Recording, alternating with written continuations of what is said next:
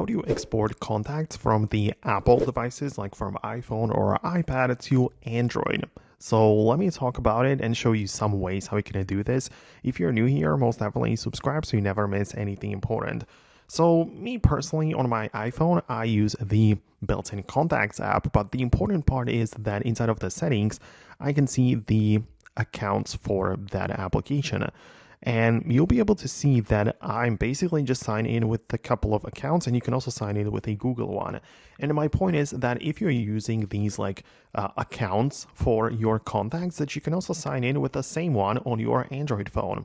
So for example, if I use Google and I save all of my contacts there, it's simple because on my Android phone, I can then just perform the same thing and then just sign in with a different account right here. So that's something which you can most definitely do to synchronize everything over the internet.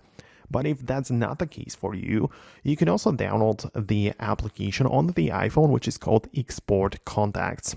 And this app basically does what it says, like it accesses all of them and just puts them all together into one file type, like it might be a spreadsheet if you wanted, but also the VCF, which is the vCard format, and that's great for transferring contacts to different platforms, right? So once you have that file, you need to somehow transfer it to your Android phone. You can use Google Drive or email or whatever, somehow share it to that phone. And on your Android, you can open up your Contacts app, click on More Options, and click on Import. So you then select the file which we exported from the iPhone, and it should add all of your contacts right away in here, and it should basically get the job done even without using any accounts or anything like that.